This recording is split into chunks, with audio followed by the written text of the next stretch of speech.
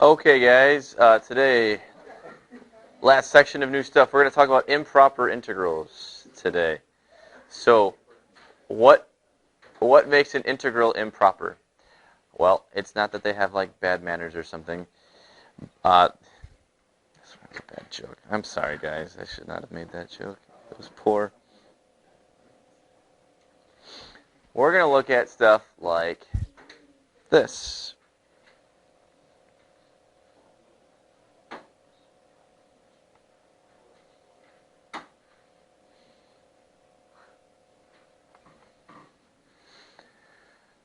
We're going to evaluate the integral from 0 to infinity of e to the negative x.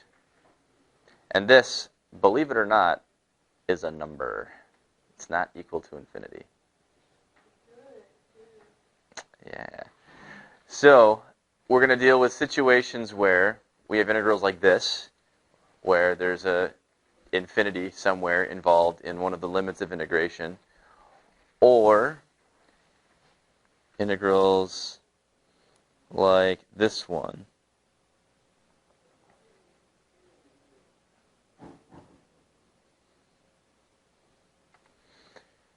Anybody tell me what makes that one improper? What about the x? Yeah? Yeah. What the heck, right? You can't go from 0 to 3 because you put a 0 into that thing and it's undefined, right? If we were to look at the graphs of each of these things, it would appear as though their areas are infinite for different reasons, okay? So like this e to the negative x from 0 to infinity, e to the negative x comes down like this. And it never actually gets to the x-axis. And so you'd start at 0, be doing all of this area, and this area would just keep going as you go out. So again, like I said, it seems like it should be an infinite area, right? Because it just keeps going. This 0 to 3 of 1 over x. 1 over x, we've got a vertical asymptote right there. So if I were to stop it at 3, okay, that's fine. But if I were to try and do the area going this way, again, it's going to just keep going up this vertical asymptote. So it seems like that should just be infinite as well. Okay, what we're going to find is, depending on the function that you're dealing with, sometimes these things end up infinite and sometimes they don't. Sometimes you actually get a value. And the way that we're going to do this is we're going to be treating these things like limits. Because as we've found, sometimes if you let a limit go to infinity, you get a number, right? It actually comes out to a number. So you can think of an integral as kind of the same thing. Sometimes as you're calculating that integral, think of it as like a limit of the area as it goes out, bless you, might end up going to a number. Sometimes it goes to infinity. So sometimes it is an infinite amount of area. Sometimes it's actually not. Okay, because as you go out, like with this first one, you're adding more and more area to it, but that amount of area you're adding as you go out is smaller, smaller, smaller, smaller, smaller. So you find that that area is actually approaching some value. Okay, kind of like the y value of a function is slowly leveling off to something with these. The area calculation is slowly leveling off to some number. Okay, and so it's up to us to figure out what that is. So we're going to convert these things into limit problems. Okay, so it relates to that other stuff that we've been doing. Okay, so if I had some kind of a function from a to infinity of f of x dx, then that is equal to the limit as b goes to infinity of the integral from a to b of f of x dx. So it's like I took that upper limit, okay, I'm just going to call it a letter now, and then we're going to treat this thing like a limit as b approaches infinity rather than b is actually at infinity, because you can't do that. You can't say that b is at infinity. But we can look at it as b approaches it and think of it that way. Okay. You can do this with a lower limit as well. Works the same way. So if I had a negative infinity to b of f of x dx, we could then view it as the limit as a approaches negative infinity of the integral a to b f of x dx. Like that. And then the question always comes up, well, what about if they're both infinity?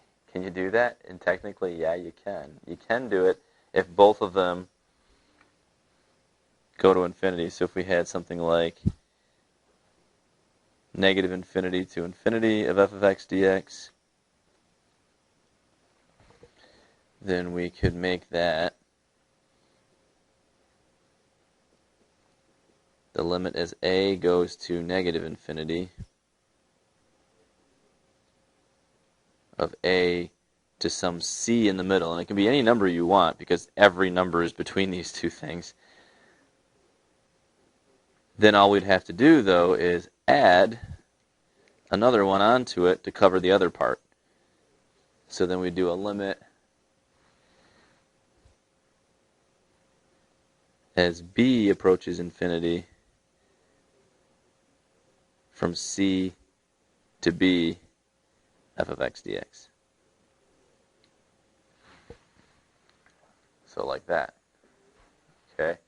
So these guys are a little bit challenging, but it can be done. Okay. You consider kind of like the bottom half with the lower limit as a limit, and then the top half as the upper limit as a limit. Yeah. Okay. So let's try the very first one that we talked about. I said this first one should come out to a number, this 0 to infinity of e to the negative x dx. Okay, well, let's see if we can apply one of these little rules here, turn it into a limit, see what we can do with it. All right, so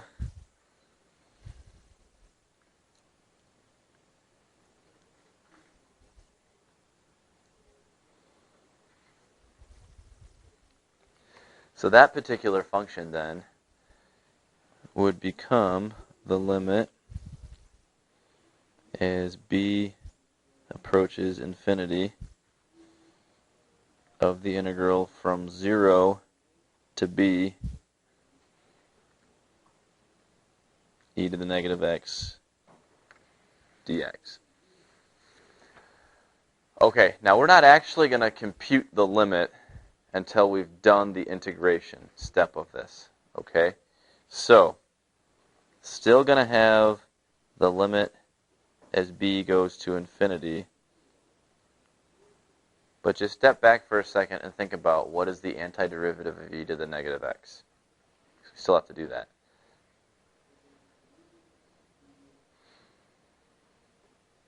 I know it's been a little while, but come on, guys. Yeah, go ahead. So negative e to the negative x evaluated from 0 to b. Okay?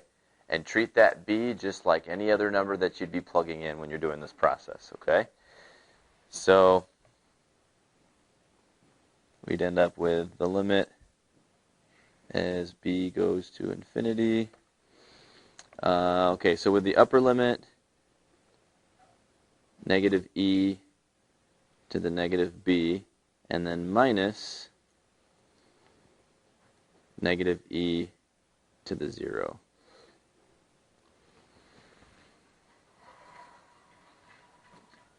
All right, and let's just simplify that thing as much as possible, okay? Still not quite ready to take care of the limit. So you've got negative e to the negative b. What's e to the 0? 1. So negative, or minus negative e to the 0 would be plus 1.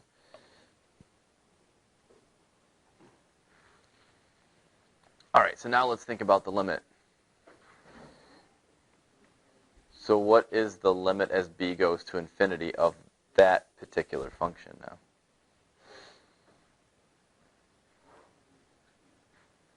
Would it be helpful to know that e to the negative b is 1 over e to the b?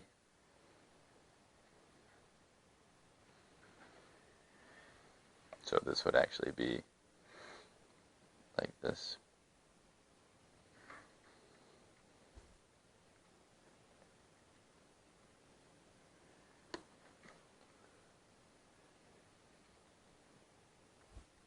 What's e to the infinity? Infinity. Negative 1 over that. 0 plus 1.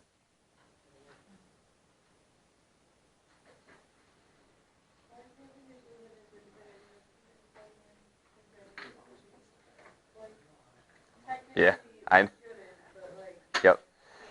Yeah, I know exactly what you're saying.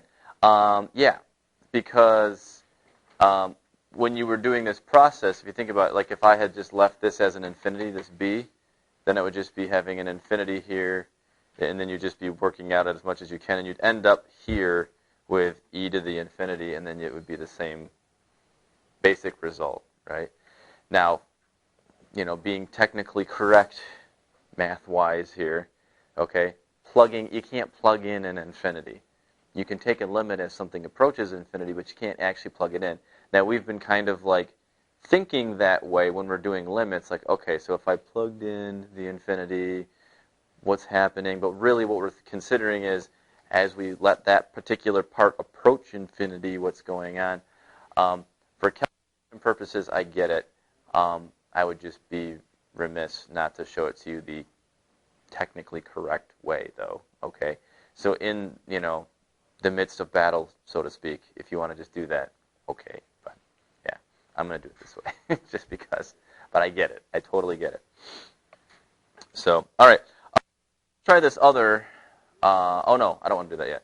I was going to say we'll do this one again later too. Okay, this 0 to 3 one, and talk about how to do that. But I want to still stick with other ones that have infinity as a limit. I wanted you guys to try your own here.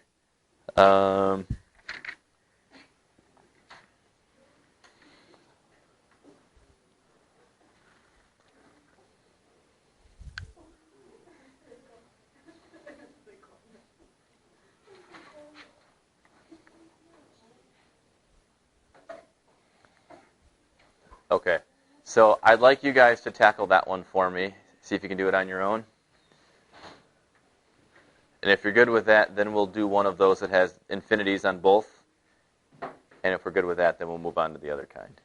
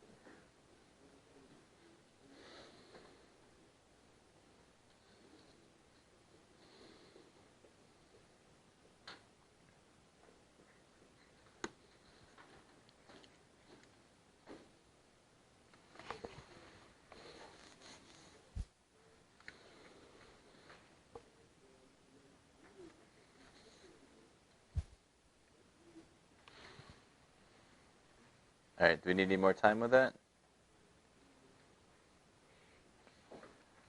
All right, what did you guys get as an answer? 1. Should be 1 again. Yeah. So I'll show you my steps here real quick, see if it matches with yours. So I did, let's see. Yeah, the antiderivative, I almost screwed it up. Antiderivative of 1 over x squared is negative x to the negative 1, right? Because it would be x to the negative 2. So you'd bump the power up to negative 1, which means you'd have to have a negative in here to compensate. Then that's technically negative 1 over x. So put in the b, put in the 1. Then it's the limit as b goes to infinity of negative 1 over b plus 1. This goes to 0 plus 1 is 1. So, yeah. All right. Any questions on that so far? So let's try with infinities on both sides. And see if you can do it here.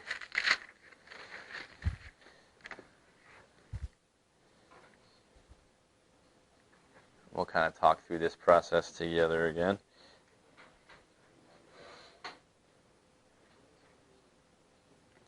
So let's go negative infinity to infinity, bless you, of dx over 1 plus x squared.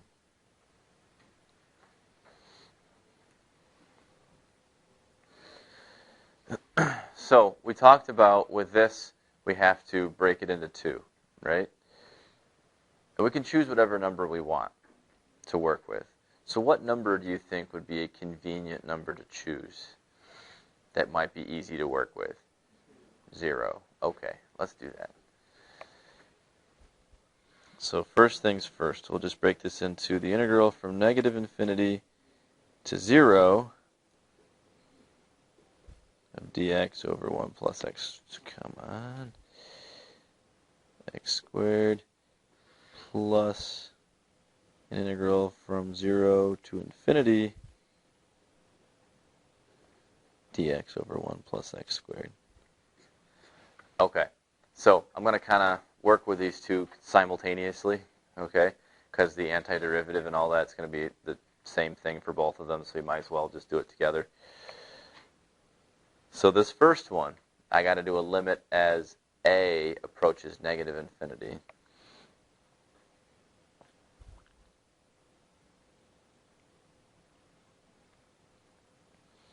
And that's from a to 0 of that. And then plus the limit as b approaches infinity of dx over 1 plus x squared. All right. Whoops, integral 0 to b. There we go. That's better. Okay, so what's the antiderivative of 1 over 1 plus x squared? Do we remember that one? It's this inverse tangent. Good work. Yep.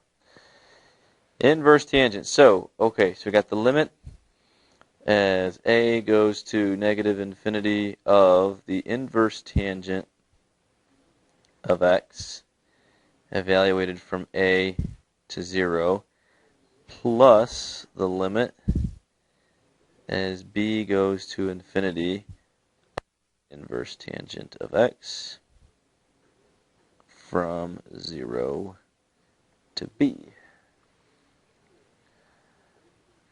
Okay, so if we start plugging in to evaluate these, got the limit as a goes to negative infinity. So this would be the inverse tangent of 0 minus the inverse tangent of a. Limit as b goes to infinity of the inverse tangent of b minus the inverse tangent of 0. So like that. So let's do the part we can do. What is the inverse tangent of 0?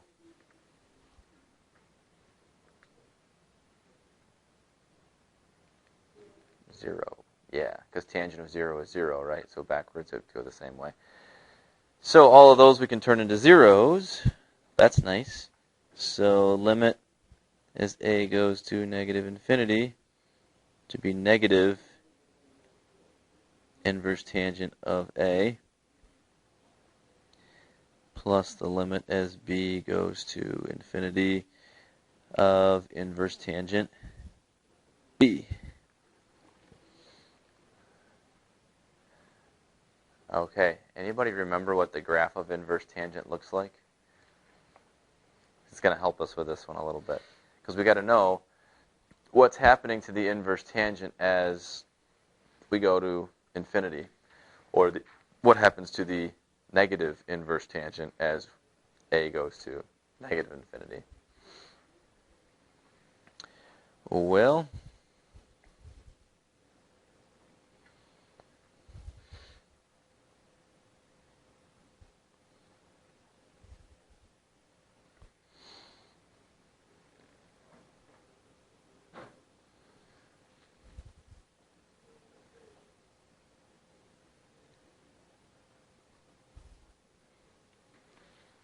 looks kind of like that. And where are these asymptotes at? Nope.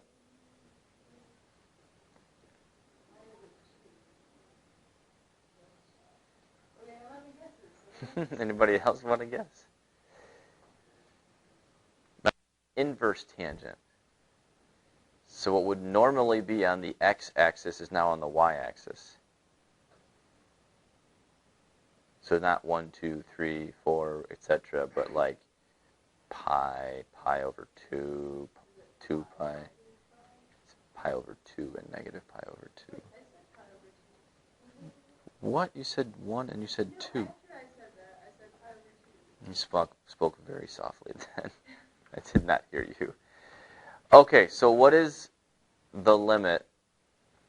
Well, I guess if we're talking this one, we would want the negative inverse tangent, which would be doing the same thing but reflected. So that would be this.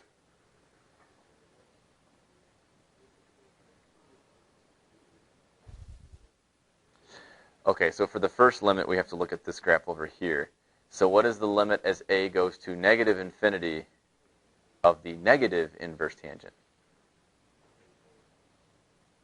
So as we approach negative infinity, where's it going? Pi over 2.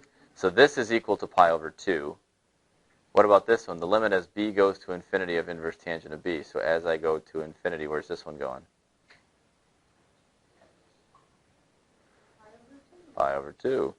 So this is equal to 2 plus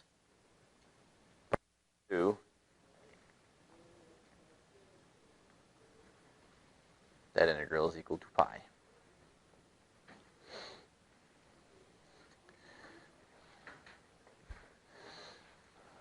All right. Before I go to the... I do want to go back and refresh something with you guys here because a little while since we've done these, and they're going to throw these at you. So we will just do a infinity on the upper limit this time. But it's going to look like this.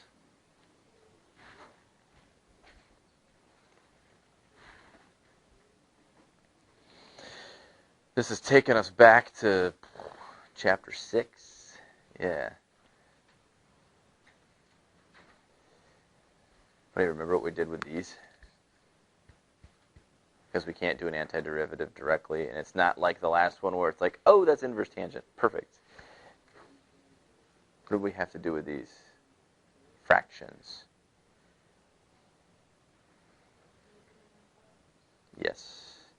We have to make partial fractions to do it.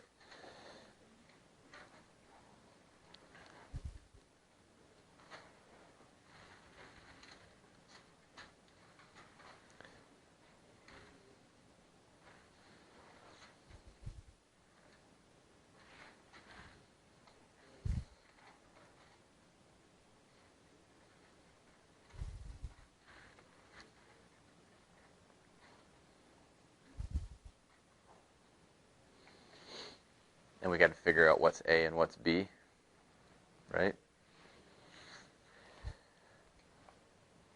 Okay, so let's ignore the integrals for a second and just work on finding A and B. Okay, so we've got 2 over essentially x plus 1 times x plus 3 equals A over x plus 1 plus B over x plus 3. So we got to find out what those constants are. So what do we do? Anybody remember this process?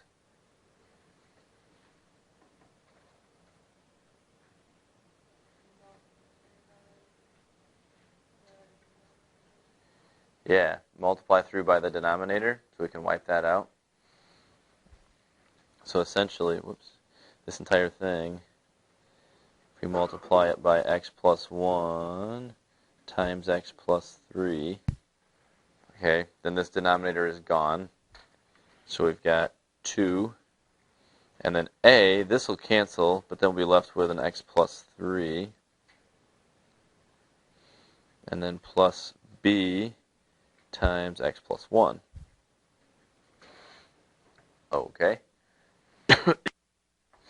Now what?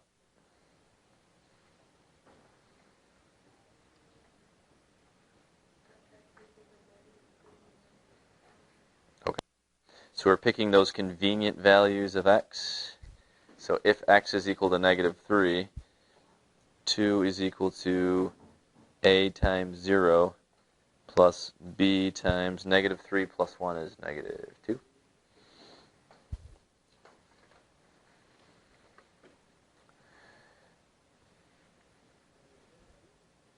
So that means that B has to be equal to what?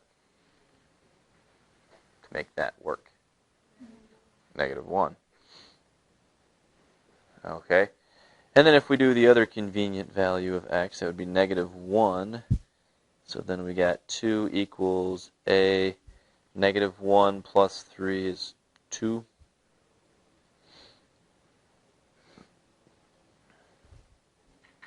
So that'll allow us to solve for A. So what does A need to be then? 1. Yeah. So now I can move forward and do my integration.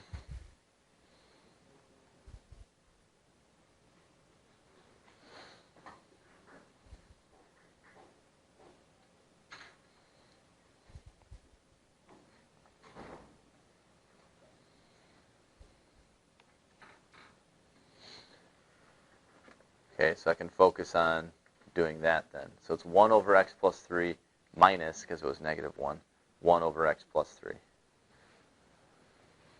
Okay. Now, what's the antiderivative of 1 over x plus 1?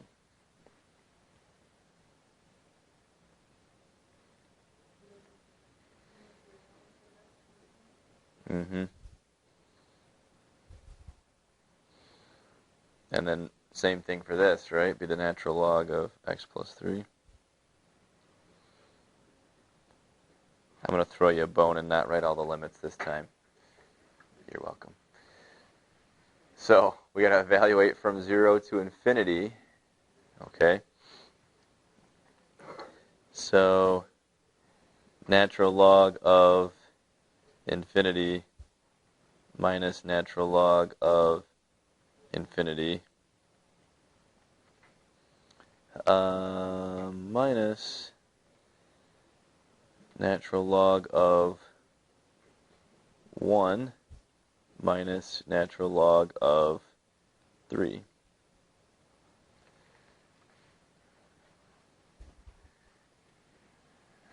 Okay, so alone for just a second. Okay. Don't make it 0, because it's not. Natural log of 1.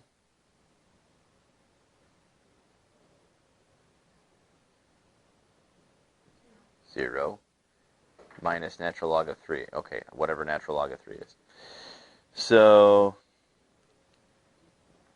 that's going to be minus negative natural log, so plus natural log of 3. So we got to riddle this out for a second, and it's whatever that is plus the natural log of 3. Okay, so if you look at that, we have got a L'Hopital rule going on there. That's infinity minus infinity, right? That's an indeterminate form. We're not allowed to just say that that's 0. Okay, so we need to go through the process of figuring out that. And so we are going to have to now pull that back out, make that a limit, and deal with it and figure out what we have. So I'm going to just focus on that part of it, and let's do that. So we're going to do the limit as goes to infinity. And what we were looking at there was the natural log of x plus 1 minus the natural log of x plus 3. Oops, you can't see that. Okay, so, right, that's the part that we got to deal with.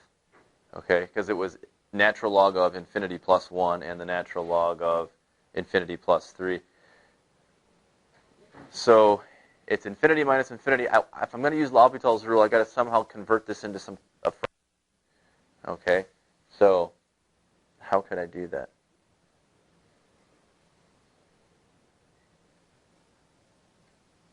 I've got logs there. Couldn't I do something with those?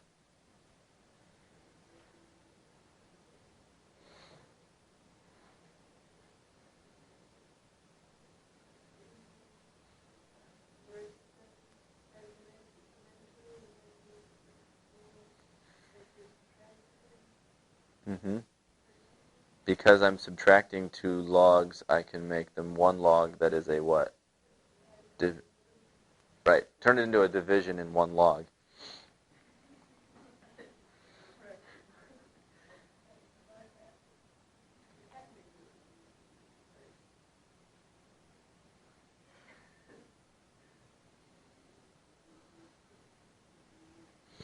Like that. Okay. Now here's the issue, though. It's not just a fraction. It's a natural log of a fraction, right? So I need to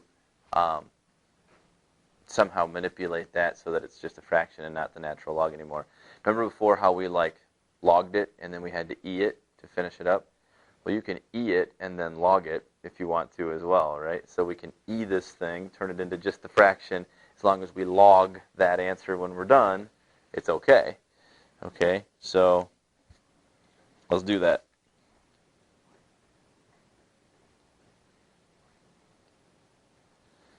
All right, so e-ing this thing, it becomes the limit as x goes to infinity of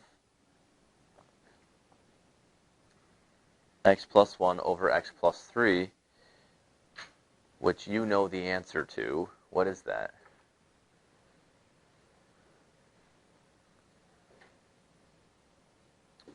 Do one L'Hopital rule in your head. You can do this. It's 1, right? 1 over 1. So it's 1. Now I got to log it back. Bless you. So I have to do the natural log of 1, which is what?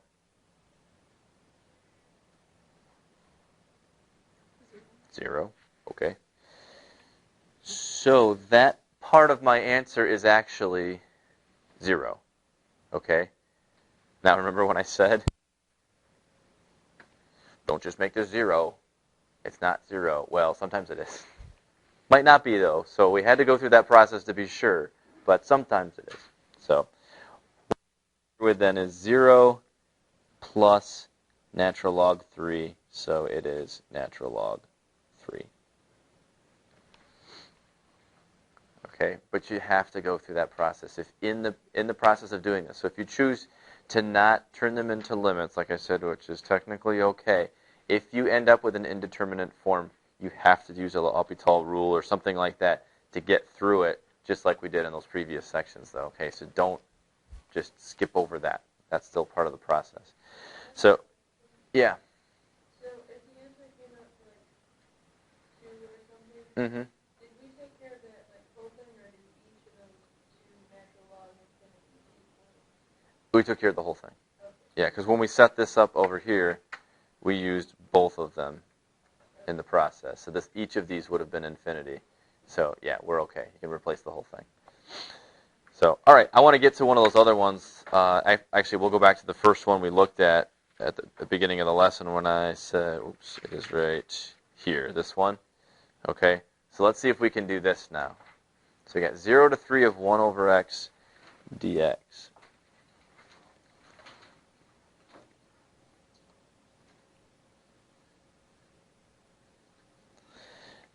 On this one, the product of this was the 0, right? Because that's where there's a vertical asymptote for 1 over x. We can't actually plug a 0 into that. So we have to change this into a limit. So here's how we can do that.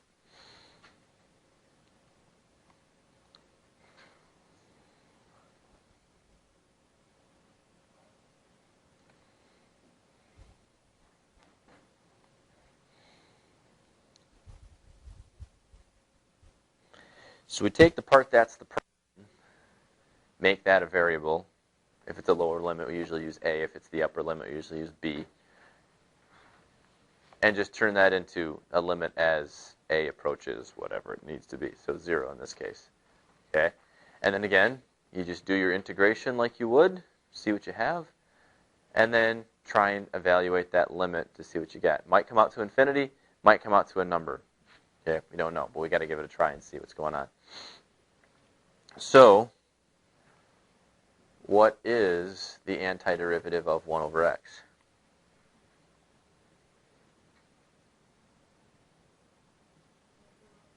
Natural log x.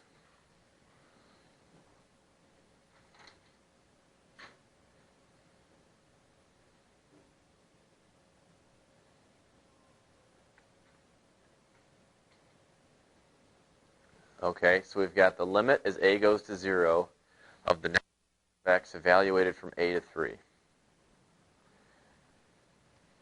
So this would be the limit as a goes to 0, natural log of 3 minus natural log of a. So here's a little wrinkle. Because this is a lower limit, are we approaching 0 from the left or from the right? Because it makes a difference sometimes. Are we approaching it from the right? Does that make sense to everybody? Because it's the left side of the interval, so we have to approach it from the right. So technically, this should have a little plus sign on it, which means this has a little plus sign, which means this has a little plus sign. So I'm approaching 0 from the left of the natural log. Well, think about what a natural log looks like. Graph of a natural log looks something like that. So what is the limit as a approaches 0 from the right of that? Negative infinity, right.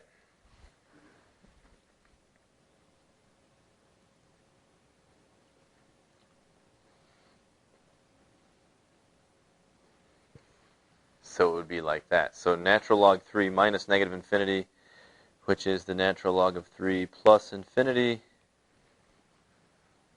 Well, what's the natural log of 3 plus infinity? Infinity. Anything added to infinity is still infinity. So this is a case where the area is what we call divergent. Okay, remember we were talking about sequences and series or sequences earlier in 8.1. We talked about whether they converge or diverge. Okay, areas converge or diverge. So far, all the ones we've talked about converged. This particular area is divergent.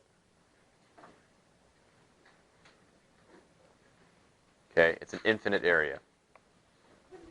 And we didn't know that until we went through and worked on the whole thing. So let's do one more together, and then I'm going to call it good, and we can be done for today. And you guys should be set up to get going on some stuff tomorrow then.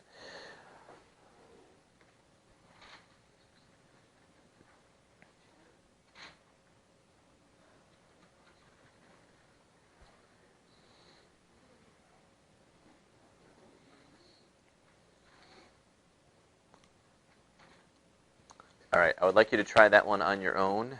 I'll freeze it, do it myself, and we'll check where we're at the end.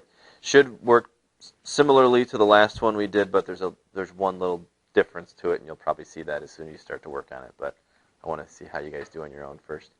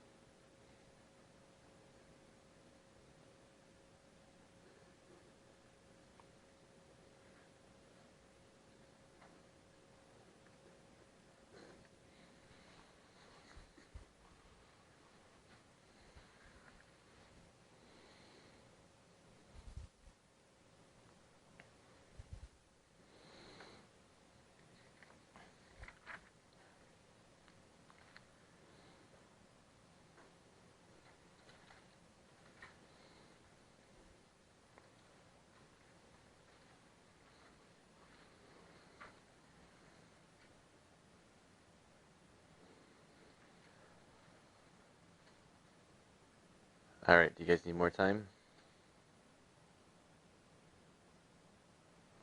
I'm getting no answer, so I'm assuming Yeah, you're good. Okay. So this one diverges as well. So it's the limit as b approaches 2 from the left, because it's the upper limit. Okay, this time that's the problem. And so that would be the limit then as b goes to 2 from the right of the natural log of x minus 2, limits from 1 to b. So then it's the natural log of b minus 2 minus the natural log of 1. Natural log of 1 is 0, and that limit again comes out to negative infinity, so it's negative infinity. And this one diverges again. Okay. How'd you get 1? Would it be natural log of negative 1? For 1 and for x, 1 minus 2 is negative 1. Absolute value. Oh.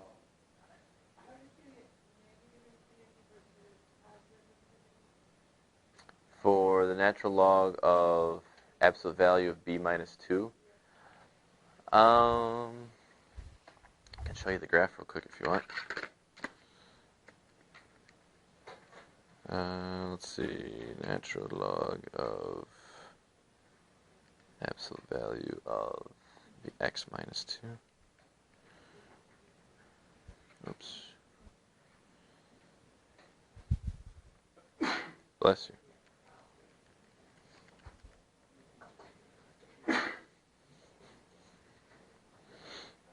Okay, my calculator's doing kind of a messy job of it, but this graphs it better than mine. There's supposed to be a vertical asymptote right here. Okay, so this, as you approach it from the right or the left, both are going down, negative infinity. What? Natural log of absolute value of x minus 2.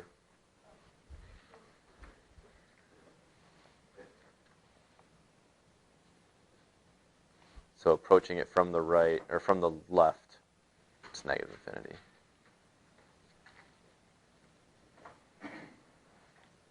When you put that absolute value in there, it can be defined on either side. So instead of just being the one going up like that, they both come down like that. Natural log of infinity? No. You could think of it as the natural log. It's like the natural log of 2 minus 2, so the natural log of 0. If that's what you're thinking of, yeah, you could do that. Would you expect us to know what the natural log of x minus 2 looks like? Not necessarily, but I would expect you to know what the natural log of 0 is. It's negative infinity. Because essentially that's what you're doing here. By putting in the 2, you're thinking of it like a natural log of 0, which at 0 a natural log is down at negative infinity. So, this particular section, guys, there are some other things that I didn't have time to get to. There's some application stuff in here. They actually do one example that's really cool about this thing called Gabriel's horn that's about volume. Okay, we've done some integration to find volume. So the reading on this one's important. Okay, some of the examples I did in here I stole out of the book, and you can skip over those. But there's some other stuff in there that's important for you to read. So don't skip over that. Okay, definitely on this assignment. But that's all I got for now.